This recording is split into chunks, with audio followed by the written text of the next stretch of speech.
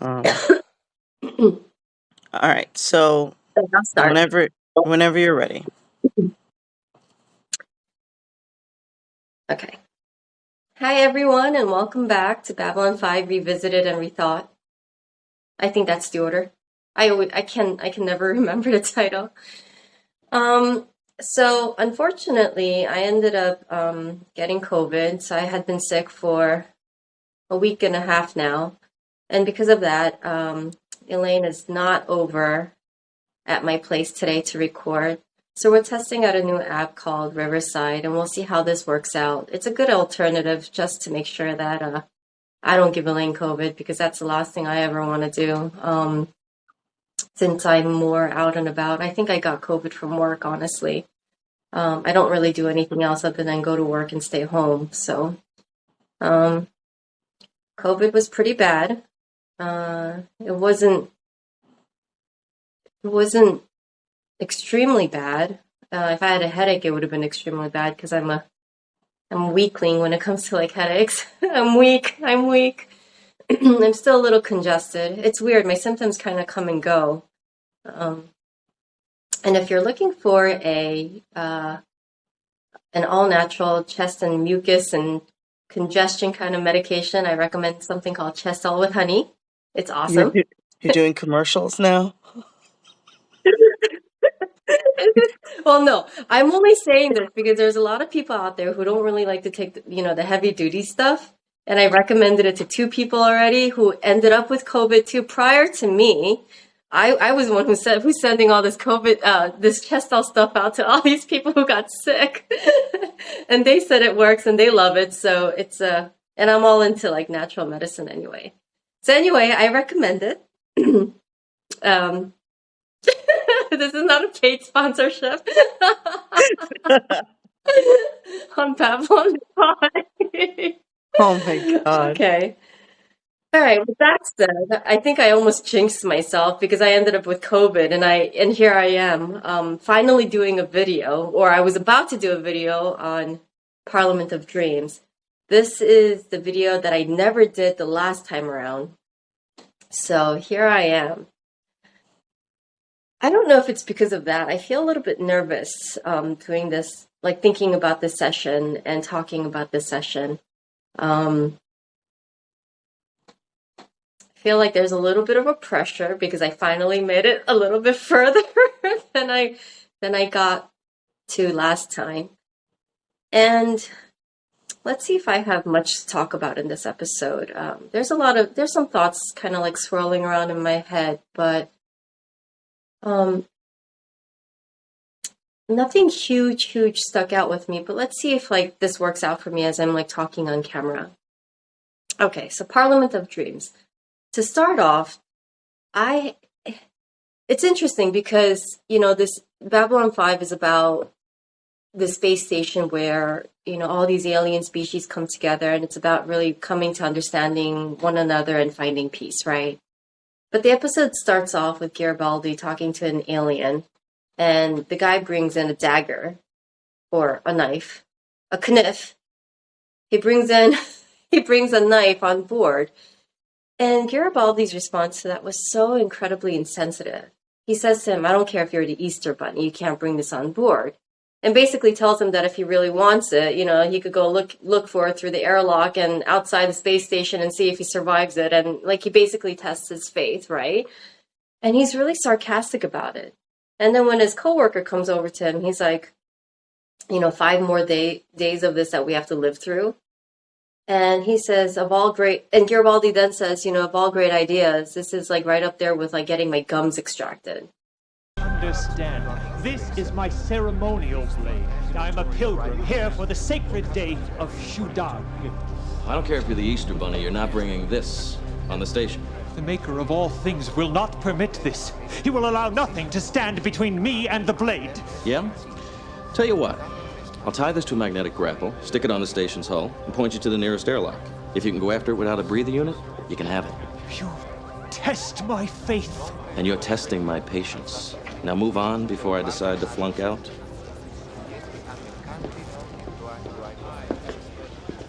Man, I can't believe we got 5 more days of this to live through. Don't blame me. Blame Earth Central. Say, we've got an idea. How about an entire week where every alien species on Babylon 5 was encouraged to demonstrate their dominant religious belief? It'll advance the cause of interplanetary peace and understanding. As bright ideas go, this one's right up there with having my gums extracted. Why was it so insensitive?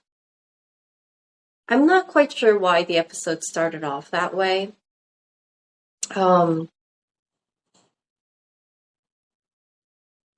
Considering the episode is supposed to be about a celebration of all these aliens, religions, and special ceremonies, it's weird that it would start off completely disrespecting that. Yeah, it felt really out of place, especially because of like what Babylon 5 is supposed to mean as in general, like what it's supposed to represent. So I can't tell if that was intentional or if that was to show Garibaldi's personality. Now, I want to say that maybe it was to show Garibaldi's personality. Although then in a previous episode, right, he's sharing his own religion of like what, Daffy Duck, right, with Delenn. Oh, this is my second favorite thing in the universe. Because there's no one knows his way around outer space like Dodgers in the 24th and a half century. God, I love this stuff.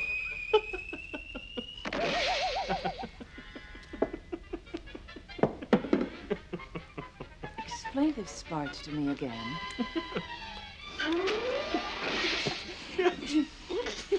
Had the silly thing in reverse. But I don't know. I mean, what if I said to him, well, watching this is like right up there with getting my gums extracted? So anyway, that was something that really bothered me about the episode. It just really defeated the purpose of like what Babylon 5 was supposed to be. And I'm not really quite sure like what angle that's supposed to take, but it did catch me off guard.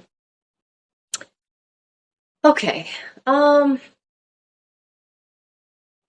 Let's see. The next thing I want us to talk about. This is an episode where everyone, like all the ambassadors, they get paired up with their attachés, right? Their assistants. And it's I think in some ways it's an exploration of relationships, or it's an examination of relationships. For each of the ambassadors, like Jakar, Delenn, but Londa already had Veer, they just have like this great relationship with them. It's interesting for me because as much as I value relationships and I really like those kinds of connections, personally, I find it very difficult to connect to people. And I often think about why that's so hard for me. I think it's hard to find someone who has like the right amount of chemistry with you, who gets along with you, who could see, eye to eye with you, kind of sense things pretty quickly. In Korean, we call that nunchi. If, there are some people who actually know what nunchi is now because Korean culture has become like so popular these days. But nunchi is basically being able to like read the air and like being able to like sort of sense the other person's needs or just get an idea of like what the person may need at the time or how to like just sort of read the air and like act accordingly. And having good nunchi is something that I think, as I've, come to understand myself more, is important to me. This is the reason why Elaine and I get along so well. Do we get along well? Oh, do we now? I don't know. That's still questionable. We've had our 10-year battle. I think our fights are dying down a little bit. I don't know if that's because, we have less passion these days and we're just old and tired and ill. Back pain. I agree with that. I think it's old, tired, and ill. We just don't have the energy to fight anymore. It's like, really, you disagree with me? I'm done. Okay, you win. I concede. It's like what Lanier said to Dylan. It does not require understanding, just obedience. So Asian of him. Exactly. I so resonate with that. I learned that very early on with you. You will not use my title Satai. You will address me only as Dylan. Do you understand? No, but understanding is not required. Only obedience. Yeah, because your nunchi wasn't enough back then.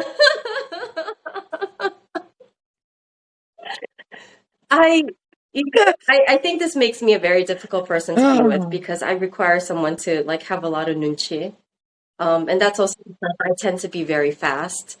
I pick up on things very quickly, and if people don't like see things very as quickly as I do, it's like, oh my god, you're taking forever. You know, like and that goes along with a lot Very of not true. having patience. So patience is definitely my weakest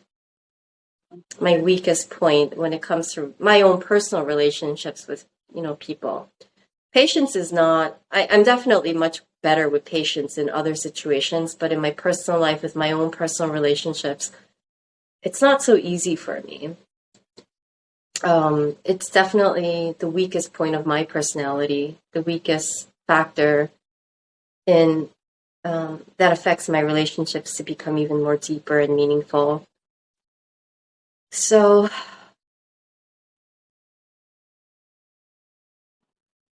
What was it that you saw in Veer, Lanier, and Natoth that made you like think about that?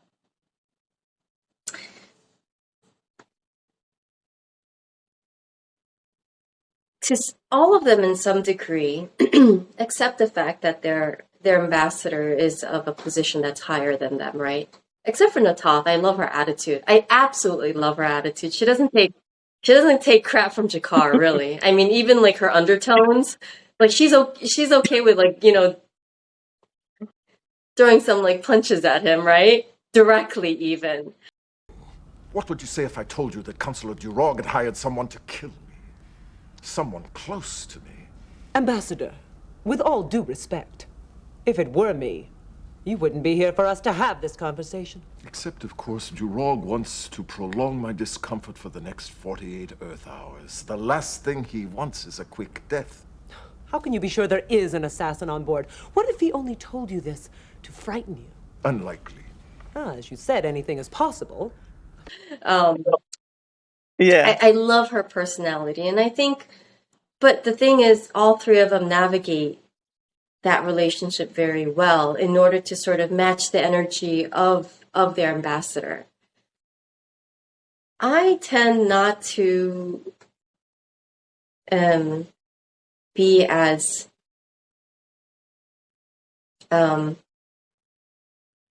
what's the word? Subservient. But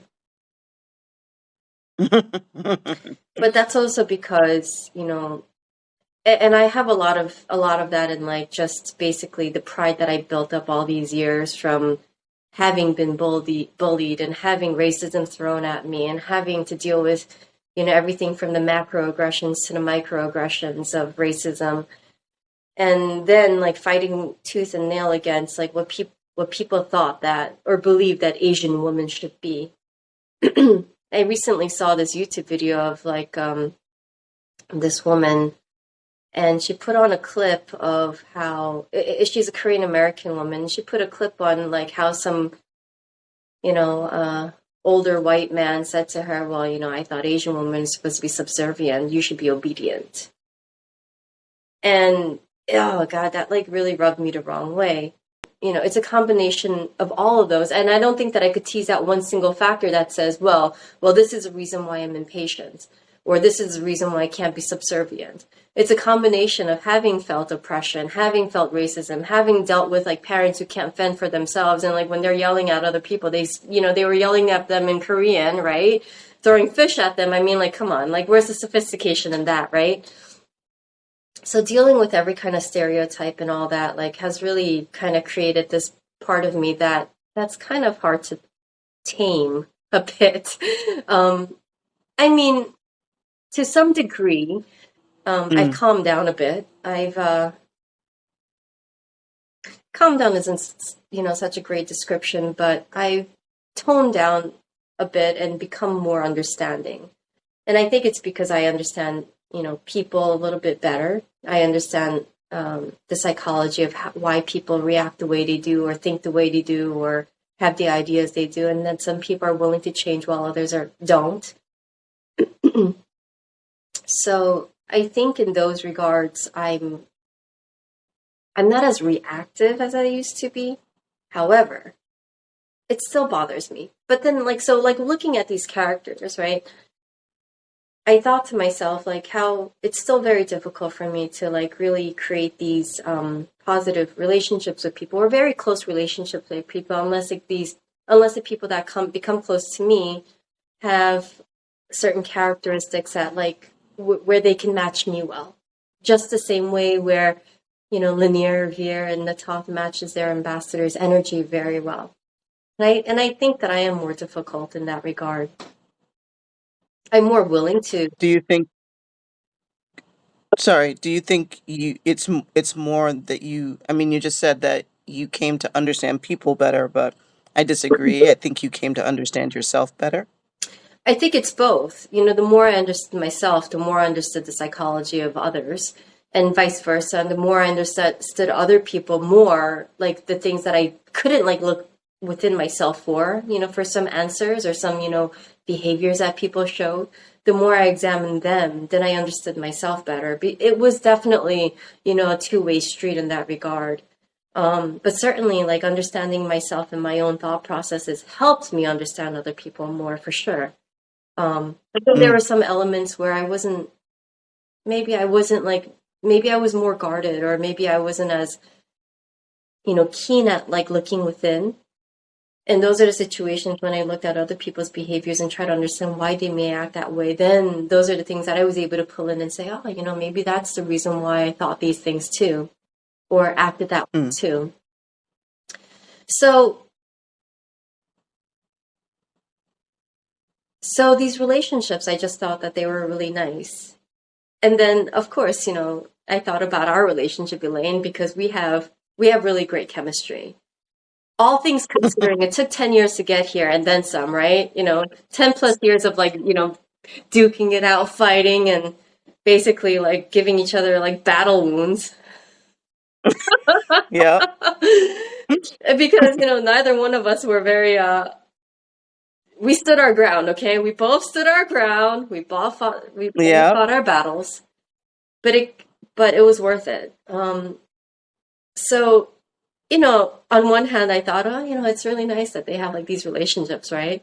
And then I thought, but we have this relationship where we match each other's energy very well, and we laugh at each other's jokes, and even the things that we don't even talk about out loud, we just get it, And that's something I think while I was watching the show, I'm like, oh, that's really nice to have that. And I'm like, wait a minute, I already do have that. I do have that with my own silly partner in crime, So that was nice. I wouldn't have been able to say that years ago. Not at all. Even while we did this the first time around, our relationship wasn't like that either, because I didn't have a sense of humor back then.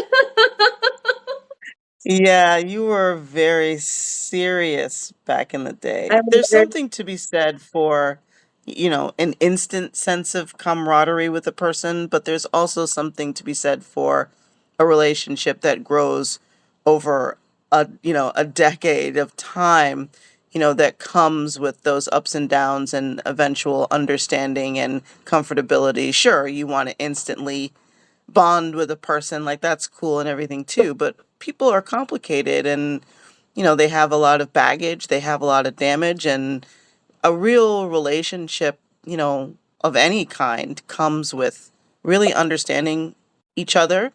And sure, when it comes to the attaches, there's an aspect of, hierarchy, of course. They're not gonna, I mean, aside from Natoth, they're gonna do what they're supposed to do, and they know their place and all that. But, you know, relationships without that kind of hierarchy are much harder to navigate, and they take a lot more patience. So I think fighting with you for, 8 out of 10 years and sort of getting to a place of really understanding you and, knowing how to be the best, friend I can be to you, that takes work. And, you know, I think there's something to be said for that time as well. Yeah, I mean, without a doubt and absolutely. Having gone through every single of those ups and downs, and like when the downs have been like really like low and like the ups have been really high, it's created this range of experiences between us that's undeniable at this point in what you would call friendship. And that's exactly what Catherine and Sinclair are probably experiencing too. They're probably more symbolic of like, real relationship, what a real relationship is like, those really truly great moments of passion that are also like juxtaposed with like a lot of challenges and differences. You didn't seem to like them very much, though, when we were watching it. You seemed kind of annoyed by them. I don't know if annoyed was it. I mean, or just her. I couldn't tell. You seemed to kind of not. I don't know. I don't know whether you just weren't taking it seriously or you just didn't feel like dealing with her or something. But you seemed kind of bothered by, them going back and forth in their relationship. It's not the back and forth that annoyed me. I don't.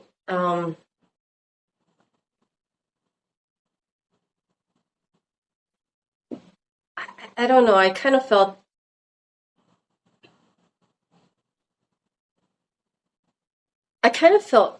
Catherine didn't seem very natural.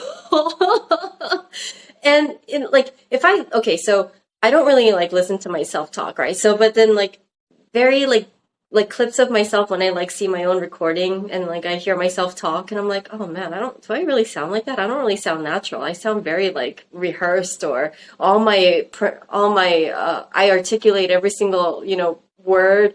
And like she talks a bit more formally and structured, just kind of like the way I do. Like, I don't know what it is. It just didn't seem as natural. But so you didn't like the actress? I don't think I found it as natural the way she delivered things. But okay. I can't tell like what it was. I don't know. I didn't really feel that they were as close as they were supposed to seem. They felt a little awkward to me. I have to confess, I was surprised to see you here. I don't see why. Seems like we run into each other about every 2 or 3 years. Half the time I'm with someone else, or you're with someone else. The other half, the dance goes something like this. We meet, renew acquaintances, talk about old times at the academy. You ask about my aunt, I ask about your brother. We lie about not missing each other, and we end up in bed together. And then you leave. Or you leave. Last time it was you. No, it wasn't. Yes, it was. No. Was it? You're right. Last time it was me. Oh, God, who can keep it all straight anymore? That's interesting, considering that back in the forums, back when it aired on the forums, people said very similar things about the two of them. And JMS, ended up, I don't want to say that he defended her, but he he wrote a good paragraph on Julie. He starts out by saying, Julie, an Asian American actor, she's done quite a bit of high profile films. Like the fact that he felt he needed to express that, tells me sort of what he's responding to in the forums. But he says that,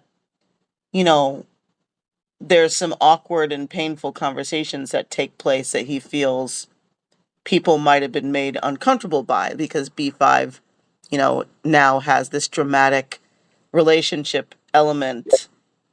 And he said, I can't wait for the first person to say, quote, I don't buy this as a real relationship, end quote. So he said when it came to shooting the scenes, he said his heart just kept falling into his shoes. I think that the relationship reminds him of one that he had himself. So as far as he's concerned and the way that he's defending it on the forums, he's like, it is very real and it's based on a very real thing. And I guess there were other people who also felt similarly to you about the actress to the point where he felt he needed to defend her. So that's interesting because, this is, how many years later and you still have the same reaction to her performance. So there's probably some truth in it that she's a little, maybe, not that good in maybe the medium of television at that time, since she did mostly film. I don't know, but I find the actress a little strange too. The way that she speaks is a little strange, but that's interesting that we're still having the same discussion that they had back then when it aired. I just felt like her acting was really, like, when I was watching the show, right? Like, as you're watching the show, like, it seems cohesive, right? Like, you're into it, right? And every time I saw her acting, like, when her screen showed up, that's when I realized, oh, I'm watching a show. Like, it really took me out of the experience because it was so awkward. Yeah. And I like understand. that felt really uncomfortable to me. But like with every other like relationship, right? Like between like Lanier and Delenn and Natath, which I really think Natath is incredible. And my favorite relationship has to be Natath and Jakar. You don't miss the other one? Huh? You don't miss the other one? The one who went out the airlock? Oh, the one who died, unfortunately. I mean, she was charming in her own way. She was a little too much like Veer. I think that wouldn't have worked well. So, but I think Caitlin Brown, I think Natath is much better. She's fantastic. She's fantastic. And my favorite scene, I would have to say, is when like Jakar is like holding up his little plastic dagger. He's like, I look forward to like getting closer to with you, like, having a stronger relationship with you. Their relationship, I think, is like closest to like what ours look like. I don't think I disagree with that. Let me think about that for a minute. That's probably very true. Yeah, and it's a mixture of like, the seriousness of things and like the really playful and being able to read between the lines kind of stuff, right? It's a combination of all those elements that I really like.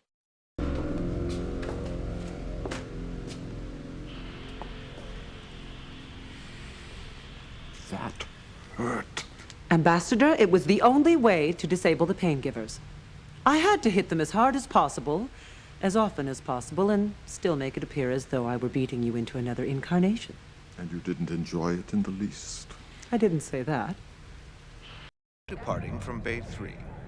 Passengers will please begin boarding procedure. That's your flight. I suggest you board quickly. With luck, they may never find you. But if they do, you will know pain. And you will know fear. And then you will die. Have a pleasant flight.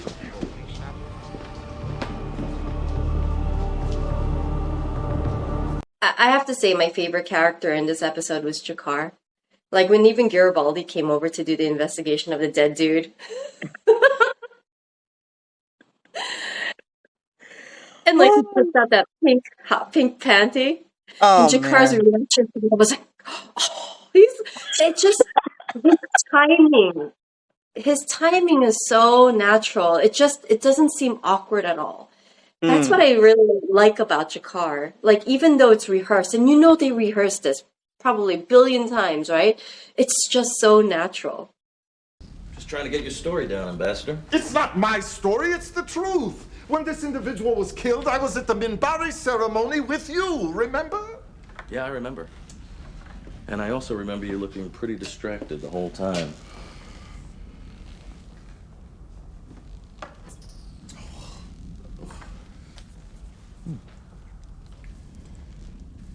Yours? Get out. Yeah. The timing is great. The sound effect is great. The reaction is great. So my favorite character in this episode was Jakar, for sure. What did you think of Lanier, since this is our first time meeting him? He's the perfect Asian.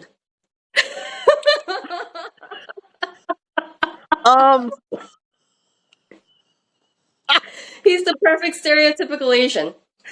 Don't make eye contact. You know, you look at you give him deference by not like making direct eye contact and like staring down, right? You call them by their full title. You don't call them by their name. That's your impression. And you try to He's show a perfect deference, Asian. right? Okay. Aside from that, I mean, we're adding a new character. So what was your first kind of?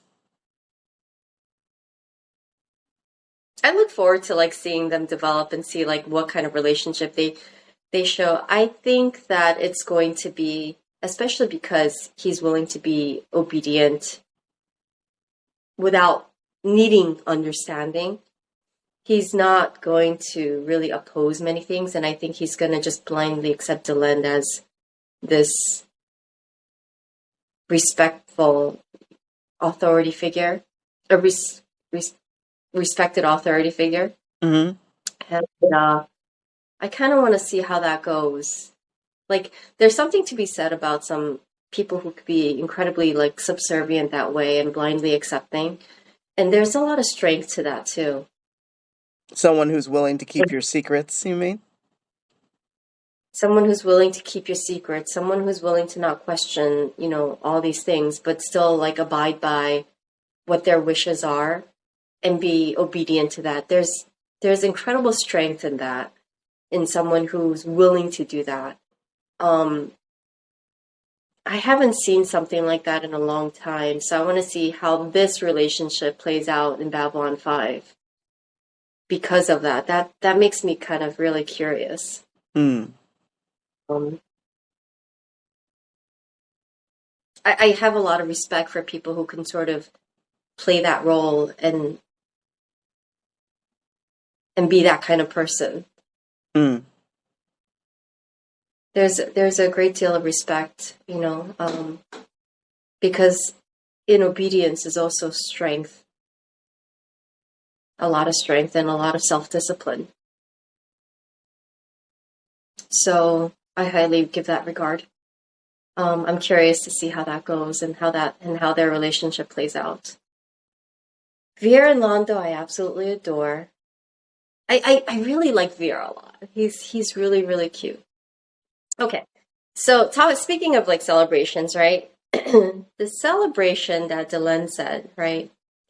There's something to be said about this. So while she was doing her celebration, she went to each person, as you pointed out, that she said something very specific as she went to each person. To Londo, she starts off, to Londo, from birth, Veer through death and renewal. Garibaldi, you must put aside old things. To Sinclair, old fears. Ivanova, old lives. And to Jakar, this is your death, ironically. The death of flesh, the death of pain, the death of yesterday. And then she goes back to Sinclair. well, before she goes back to Sinclair, okay, no, then she goes back to Sinclair. Let's just finish this off. She says, I'm with you till the end of time, taste of it, and so begins. That was so, when she was doing that and she chose Sinclair, initially it was so uncomfortable. I felt it. Why? Did he consent to this? Oh my God. Did he consent to such intimate passion publicly?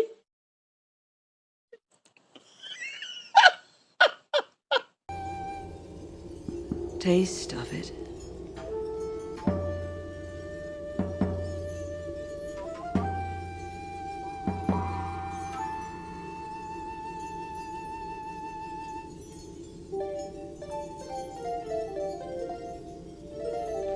And so, it begins. Okay, that's interesting. There was I felt really uncomfortable because like, it's like, wow, was I, if I was Sinclair, the thought would be, I didn't know that this is where our relationship was. Very seductively eating a piece of religious fruit in front of me.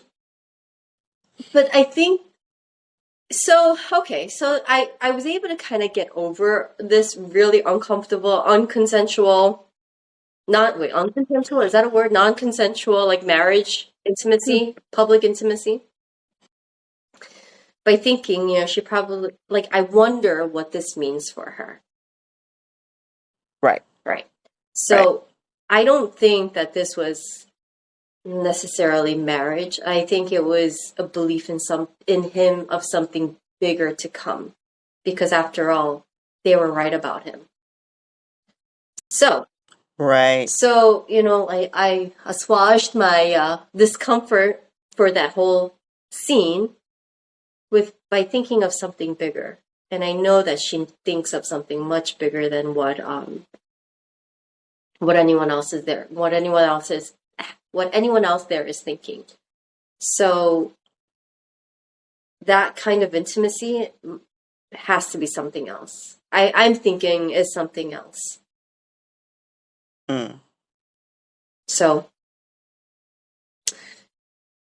with the Minbari and like whatever what her lines were in the ceremony about like putting aside old fears, old lives, old things.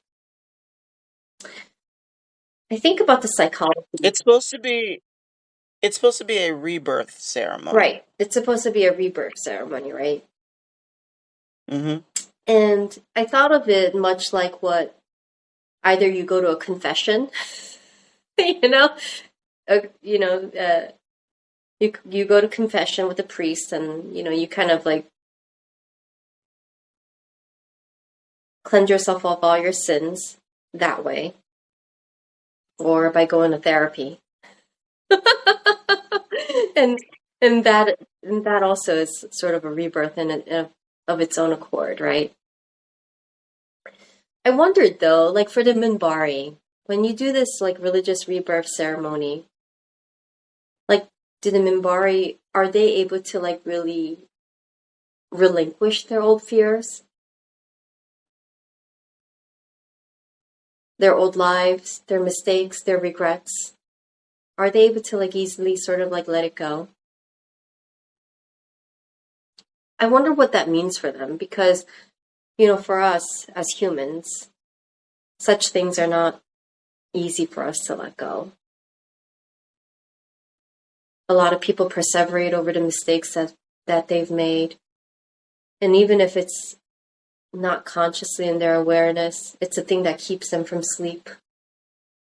It's a thing that, some of their nightmares are made of. Regrets, mistakes. And it's really hard for people to let go of these anxieties and these thoughts. Sometimes, no matter how many times you've talked about it, you just can't like come to terms with, with yourself, because you just maybe you're just not as forgiving.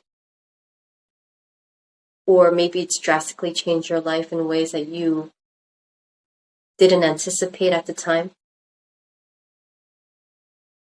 For humans, for us, it's very hard for us to let go of such things really easily.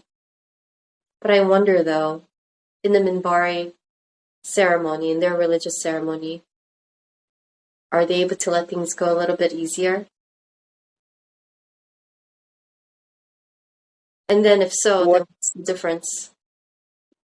What does that mean to you?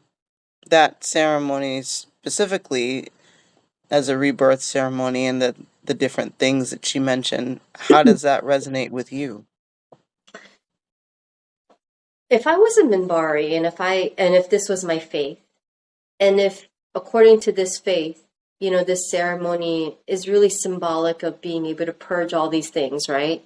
I probably may be able to let things go more easily because it's a way of, it's like this forgiveness of yourself, right? And it's allowed. It's giving you permission. Huh? But I'm asking you about you now. Right. So, as I'm speaking, right? So it's giving you this kind of permission, right? So if this was my faith and this is something what I believed in, and this is what the people around me believed in, I wonder if I would actually be able to more easily let things go. Do you know what I'm saying? Mm-hmm. Because if that was the norm, and if that was accepted, and if that was the very thing that allowed you to move on with your life, because if otherwise you didn't see it that way, because it's more accepted, maybe it might be easier to let things go because they're giving you permission. It's the permission, it's the forgiveness that's more readily available, right? And if that's the case, and no one else around me was penalizing me for the mistakes I've made and punished me for it, or told me or reminded me the mistakes I made were so grave, maybe I would be more accepting of letting old things go, because that maybe that wouldn't be my thought process anymore. And the reason why I'm saying that is because if I was someone who highly valued not making mistakes because I'm a perfectionist, right? For someone like me, it's harder to forgive myself and let go of old things and not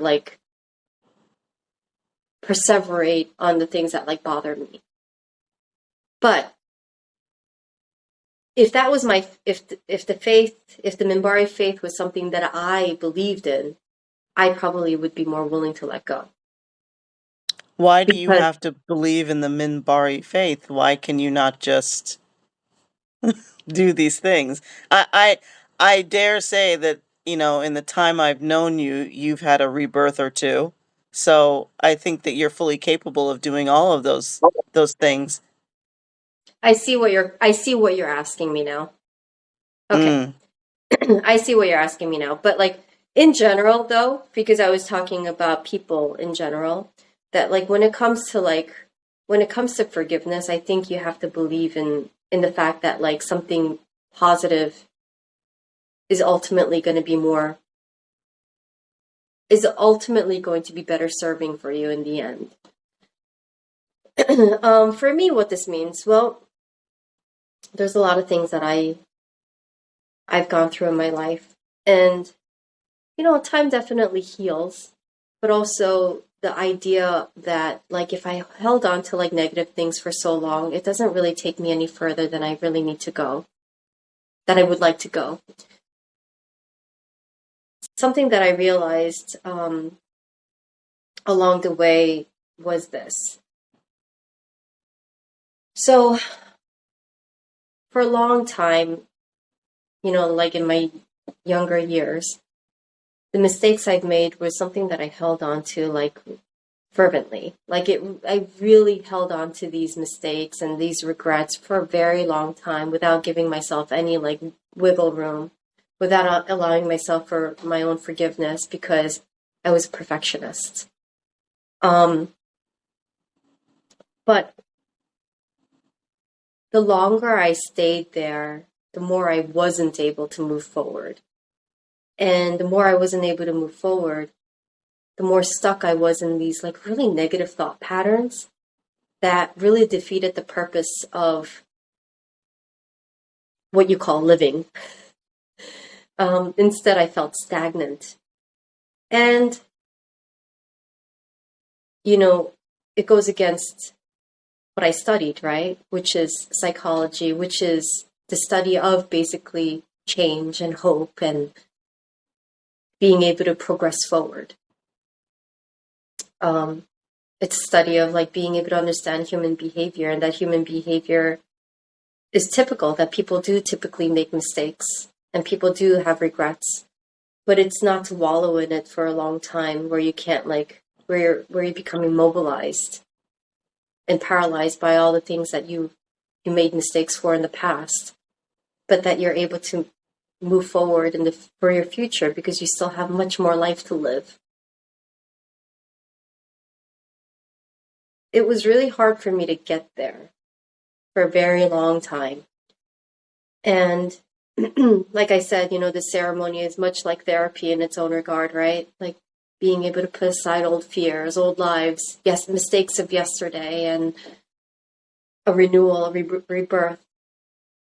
And all that really is about, in my opinion, new ways of thinking, new ways of experiencing, new ways of believing in things that you maybe not have thought before. Because the longer you stay in like your old ways that aren't serving you, the more you're just sort of like staying in survival mode or stagnation mode, and that you're not living your life. So there was a time I came to realize that the more negative I stayed, that if I stayed in a very negative place, I just really couldn't move forward. Life became even harder to live. And there was like, it just felt black and white. There was no color. Once I started changing the way I thought about like things, that's when I started seeing color in my life, and life became a bit more worthwhile, I guess. And I was able to have a bit more patience, less anger, and more, I guess, open to new experiences as well.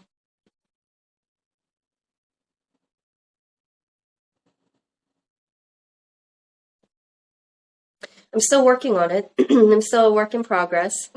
I still have my moments. I'm still very human. But still working on finding ways to be more positive, reminding myself that positivity is more valuable than anything else. Self-punishment doesn't really work very well.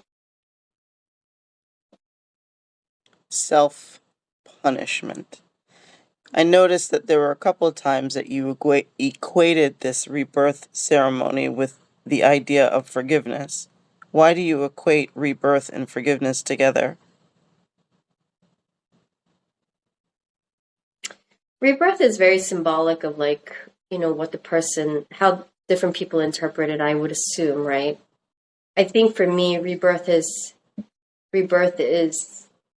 I mean, you're still in your same shell. You still have the same soul. So,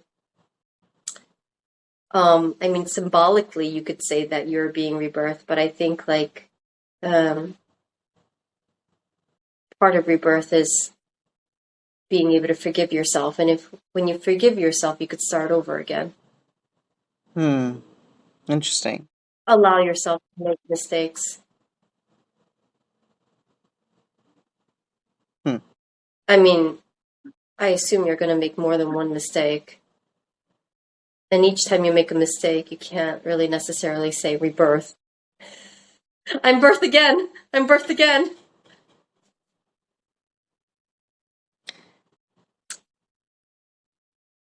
I think that's what I equate it to, I guess. allowing yourself, the ability to make mistakes. Because if you don't do that, then you'd be so afraid to live. You'd be so afraid of like making mistakes. Hmm.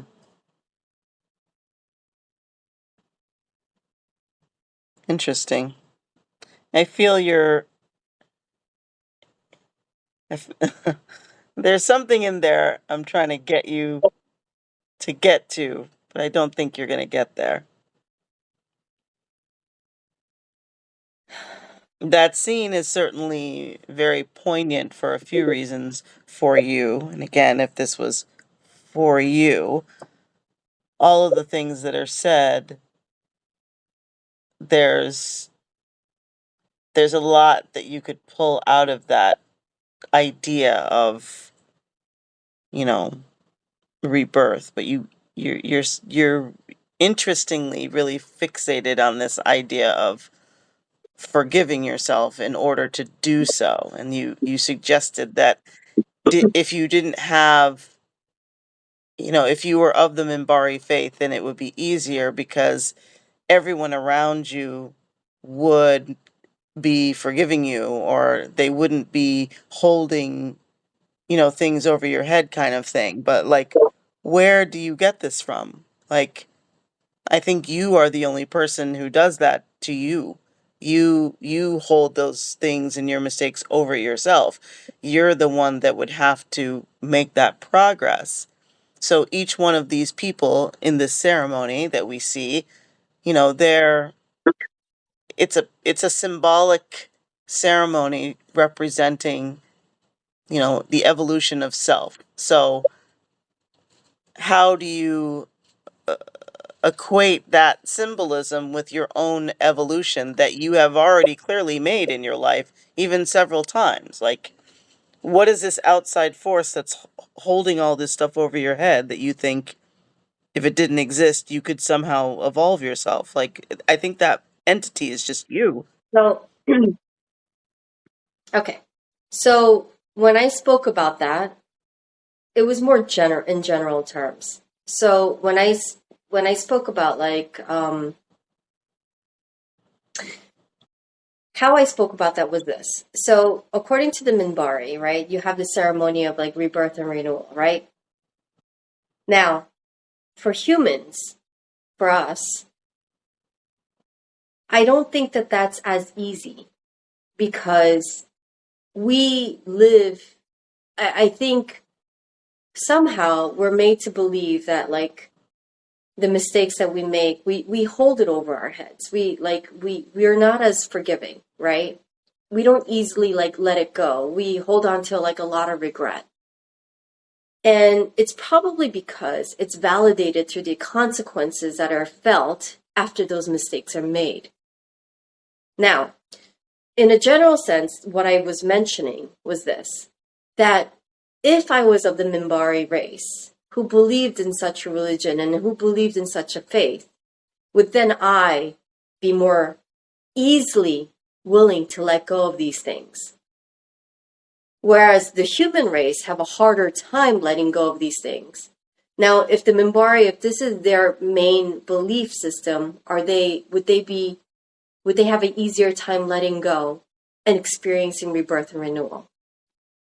That was my question for, in a general sense, because because I know what the human race experiences, but I don't know exactly how the Minbari experience their faith. Okay, now, the way I see this, so they may call it a rebirth, but in my life, I can't really pinpoint a time where I felt like, oh wow, I'm rebirth. I'm reborn. Like, there's no defining moment for me where I felt like a completely different person and many things about me changed. What I think, for me, change is transformational. Change is process. And there's no defining moment for me where, like, I felt like, oh my God, now I feel like a completely different person. For me, it took years of going through struggles. It took years of, like, having experiences that I had to like examine for myself and analyze for myself and figure out what those things meant for me personally. And it was a process of change that led me to here, but not a single defining moment. I can't say that there was this one particular time in my life where like something significant happened and I changed completely. Not for me. Some people may. There are some people who hit rock bottom but then even then, they have to climb themselves out. And that's a process of change that takes billions of baby steps to get to where you want to get to. So, and in order for this process of change to happen, I think you have to like come to accept that you're only human. And that as human, you're going to make mistakes because we're not made to be perfect. Human thought process is not like that. There's no such thing as perfection. And what I've come to realize too is that the more mistakes I've made, analyzing those mistakes and examining them has helped me really understand others very well, but also gave myself room to allow myself to be who I am, to be human. A culmination of mistakes and triumphs and challenges and failures and all of those things in between has made me who I am. And I firmly believe that without those things in my life, I probably wouldn't have developed those understandings in those areas. It's like, you can only go so far as to like what you've come to understand and what you experience and what you've examined and analyzed for yourself. So when I think back on those things, yeah, sure, there are some mistakes that I wish I didn't make. Maybe my life wouldn't have been as challenging. But then it's like, well, one, where's the fun in that? When your life is on cruise control. Two, these battles kind of make you stronger, for sure. Especially if you could get to the other side of it, having learned something. And three, it deepens your understanding of what life is.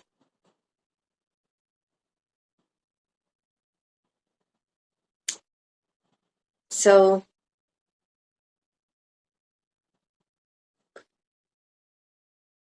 that's what I thought of when I was, thinking about the Minbari ceremony. What about the Centauri ceremony that's meant to celebrate life?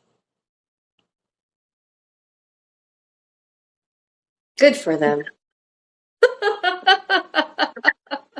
We have those celebrations when we have something triumphant in our lives. Mm-hmm. Although Carvel says celebrate anything, and that's their new advertisement. I think it's Carvel. Well, there are plenty of, cultural groups that celebrate just life in general. They have festivals that are for celebrating life. I think that's what the Centauri Festival is about. The drinking, the eating, and, just really appreciating being alive and having what you have.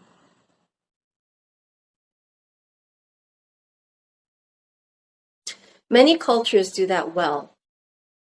I know that, the South American cultures are very much oriented that way too, and they're definitely happier people because of it.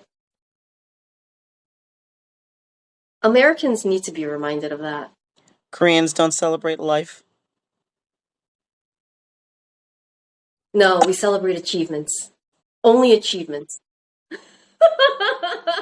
Come on! And one A is not good enough. Straight A's, and then you get a festival.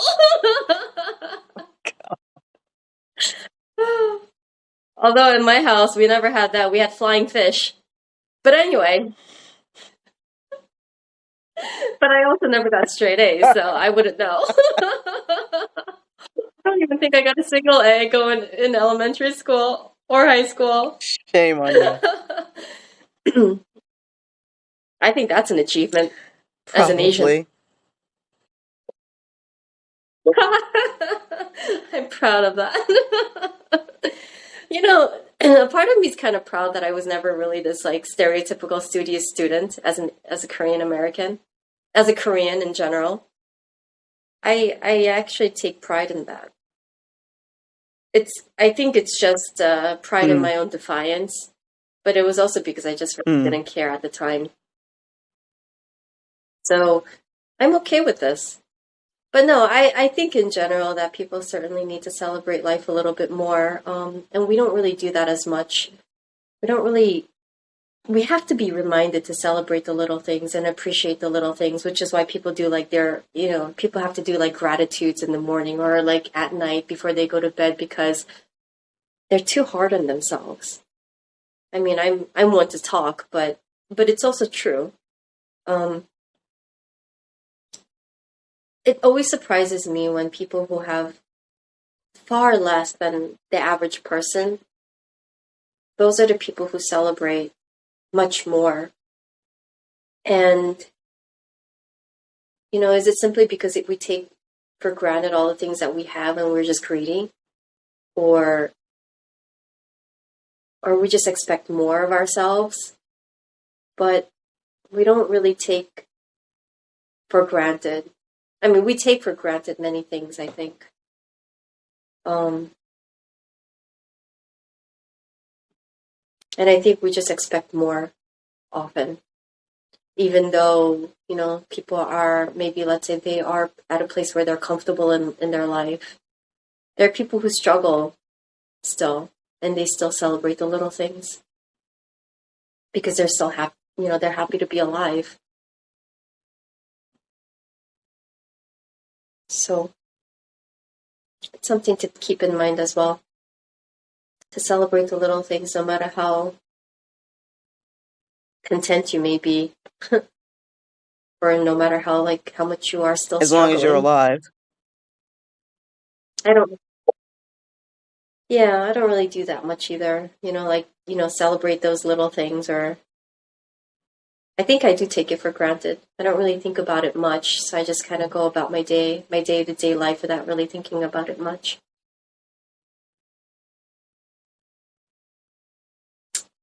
What did you think of the end? That ending was incredible. I had the subtitles turned on, so I can see, the names that he was pronouncing and the religion that he was mentioning. And I wonder if there's a clip of, you said that there was like 200 people that were lined up, and Sinclair memorized all 200 people and all their religious belief system. So I wonder if there is a clip of all that, because that is really quite incredible. The variety of, I know that we have a lot of world religions, but I didn't think that they were able to gather all 200 of those representatives there. And that is pretty incredible.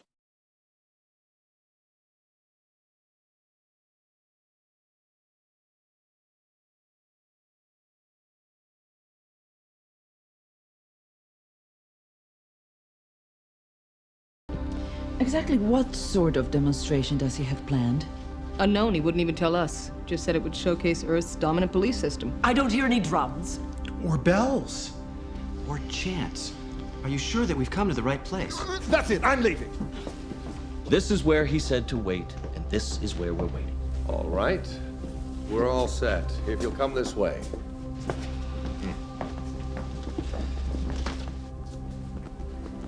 This is Mr. Harris. He's an atheist. Father Crisanti, a Roman Catholic. Mr. Hayakawa, a Zen Buddhist. Mr. Rashid, a Muslim. Mr. Rosenthal, an Orthodox Jew. Running elk of the Iglala Sioux faith. Father Papopoulos, a Greek Orthodox. Ojijiko of the Igbo tribe. Chukiak, a Yupik Eskimo. Sawa of the Hivaro tribe. Ms. Nkrumah, a Bantu. Ms. Chang, a Taoist. Mr. Blacksmith, an Aborigine. Ms. Yamamoto, a Shinto. Ms. Naijo, a Maori. Mr. Go, a Hindu. Ms. Nkrumah. You know, when you think about it, you know, diversity is very interesting. It's fascinating. There's so much to learn from anything and anyone. And it keeps life interesting. The more there is to learn about stuff. It's fun. It's supposed to be fun. So I thought that was really incredible. I was nervous about like doing this episode today because I didn't really think that I would have much to talk about. So I'm glad it kind of like came out as it unfolded as I was talking. So I was nervous because this is an episode that I had not done before on camera. And now I remember what happened. Remember when we were, I was just going to abandon Babylon 5 completely, and you just said, well, since you're not doing the project, why don't you just go ahead and watch it? Yeah. That's what happened. And that's when I watched up to War Minds, the next episode, I think. War Mind? You mean Mind War? Okay, that. So yeah, so I watched up to that, and I don't even know what any of it meant because I just watched it, and then I just stopped because I didn't think that it was going to serve any valuable. It was going to serve any value to me, so I just didn't continue on. But I don't remember the episode at all, and I guess this is the episode where Jakar has that like huge monologue at the end. Yeah, so we'll see. I can't believe that I actually recorded this episode. And I'm really even though the universe conspired to give you COVID to make it harder. The university, how I even got COVID, I don't even understand. I mean, I had been very careful, all things considering, because I already have a compromised immune system. The universe, plotted against me, but here we are, and you were able to find an alternative, and I really hope this works out. I hope this app works out, and it turns out good, because this allows for less restrictions, for sure. So we'll see.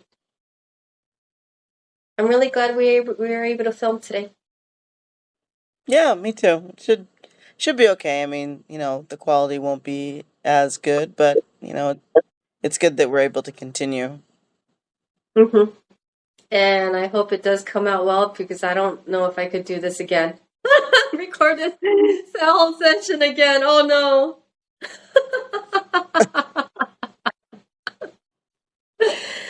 Well, I hope this turns out okay, and thanks for watching, guys. Until next time, we'll go to